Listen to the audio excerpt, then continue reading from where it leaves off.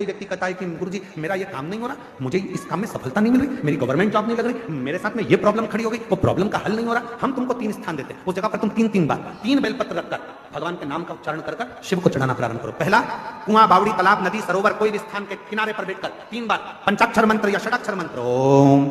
नमः ओम नमः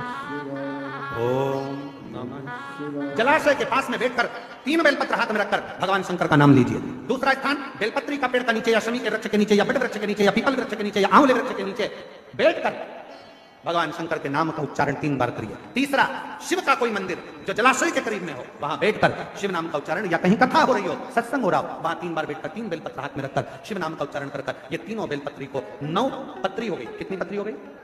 9 देवी का स्मरण कर 3 पत्री का स्मरण कर 9 देवियों को इकट्ठा करिए। अशोक सुंदरी वाली जगह पर 9 देवी का वो बेलपत्र समर्पित कर शिव के शिवलिंग को 1 लोटा।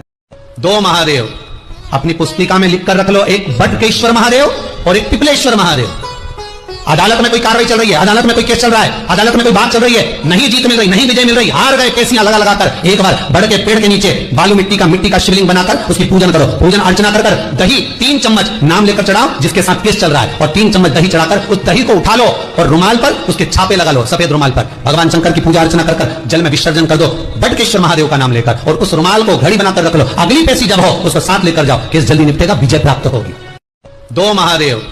अपनी पुस्तिका में लिख कर रख लो, एक बटकेश्वर महादेव और एक पिपलेश्वर महादेव। अदालत में कोई कार्रवाई चल रही है, अदालत में कोई केस चल रहा है, अदालत में कोई बात चल रही है, नहीं जीत मिल रही, नहीं विजय मिल रही, हार गए, केसियां लगा लगाकर एक बार बड़ के पेड़ के नीचे बालू मिट्टी का शिवलिंग बनाकर उसकी पूजन करो। पूजन अर्चना कर दही 3 चम्मच नाम लेकर चढ़ाओ जिसके साथ केस चल रहा है, और 3 चम्मच दही चढ़ाकर उस दही को उठा लो और रुमाल पर उसके छापे लगा लो, सफेद रुमाल पर भगवान शंकर की पूजा अर्चना कर जल में विसर्जन। एकादशी के दिन जब आप जल शंकर को चढ़ाने तो रोज ही जाते, जब एकादशी का दिन रहे और शंकर जी के मंदिर में आप जल समर्पित करें तो 3 बार मुख से स्वधा स्वधा स्वधा या स्वधा स्तोत्र का पाठ जिसमें 12 श्लोक। एकादशी के दिन जब आप जल शंकर को चढ़ाने तो रोज ही जाते, जब एकादशी का दिन रहे और शंकर जी के मंदिर में आप जल समर्पित करें तो 3 बार मुख से स्वधा स्वधा स्वधा या स्वधा स्तोत्र का पाठ जिसमें 12 श्लोक। एकादशी के दिन जब आप जल शंकर को चढ़ाने तो रोज ही जाते, जब एकादशी का दिन रहे और शंकर जी के मंदिर में आप जल समर्पित करें। जब भी आपका कोई भी 30 त्योहार पड़े,